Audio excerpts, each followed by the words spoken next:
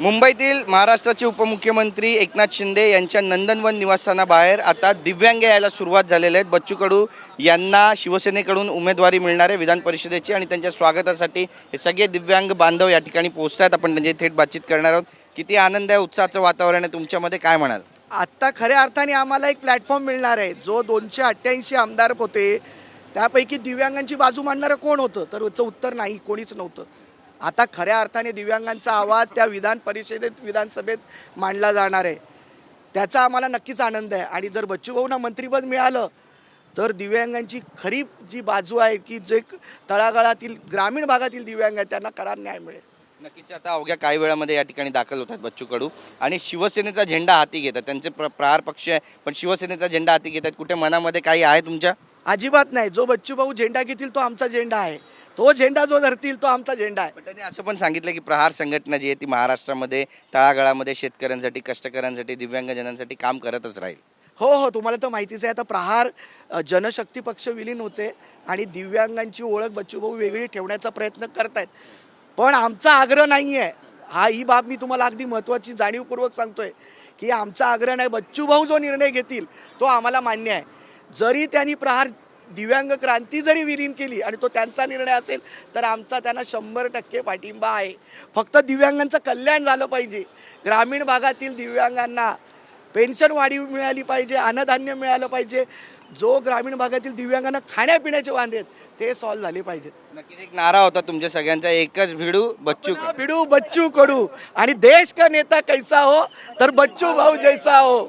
नक्कीच किती आनंद आहे तुमच्या सगळ्यांना त्या शिवसेनेमध्ये? आमच्या चेहऱ्यामधून दिसतच असेल। नक्कीच दिव्यांग कल्याण जे होतं आधी मंत्रालय ते सुद्धा एकनाथ शिंदे यांनी दिलं होतं आणि तेव्हा कशा पद्धतीने त्यांनी काम केलं हे सुद्धा उभं महाराष्ट्रानं पाहिलेलं आहे। त्यामुळे पुन्हा एकदा तशाच पद्धतीने ते काम करतील आणि हो, आम्हाला तर पूर्ण आशा आहे। तुम्हाला सुरुवातीलाच मी सांगितलं की हे दिव्यांग कल्याण आहे भारतातील पहिलं मंत्रालय दिव्यांगांसाठी।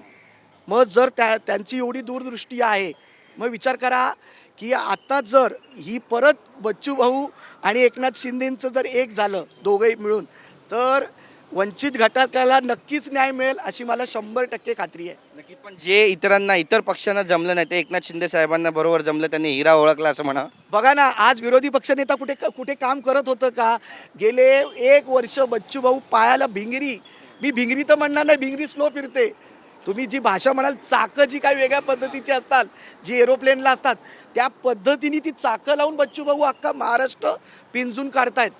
आणि शेतकरी, वंचित घटक, दिव्यांगांचे प्रश्न त्यांनी आज 1,500 आमची पेन्शन होती ती कोणामुळे 2,500 झाली?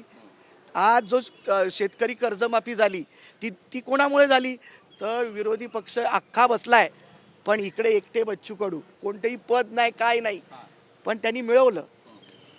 शेतकरी कर्जमाफी मिळवली, दिव्यांगांना 2,500 मिळवलं। कसं स्वागत कसं करणार त्यांचं? आता शब्द नाहीत माझ्याकडे, बघूया आम्ही जसं जमेल तसं। आपला बिडू बच्चू कडू आणि देश का नेता कैसा हो तर बच्चू भाऊ जैसा हो। नक्कीच ताई, तुमच्या काय भावना? आम्हाला खूप आनंद होत आहे की बच्चू भाऊ आणि एकनाथ साहेब एकत्र होणार आहेत। नक्कीच आपण पाहतोय बघा, आपली भावना या ठिकाणी व्यक्त करतात आणि सर्व दिव्यांगजन आता महाराष्ट्राचे उपमुख्यमंत्री एकनाथ शिंदे यांच्या नंदनवन निवासस्थानी यायला सुरुवात झालेली आहे। काही वेळातच या ठिकाणी बच्चू कडू हे सुद्धा येणार आहेत। शिवसेनेमध्ये आज त्यांचा अधिकृत पक्षप्रवेश होईल। यानंतर ते विधान परिषदेसाठी आपला उमेदवारी अर्ज भरायला विधानभवनामध्ये सुद्धा जाणार आहेत, पण त्यापूर्वी पक्षप्रवेश होईल।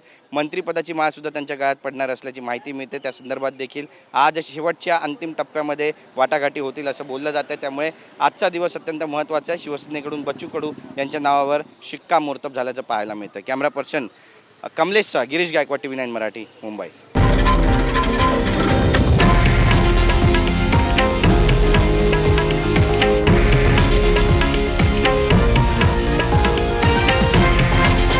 हे आहे देशातील नंबर 1 न्यूज नेटवर्क आणि आपण पाहत आहात TV9 मराठी, एकमेव।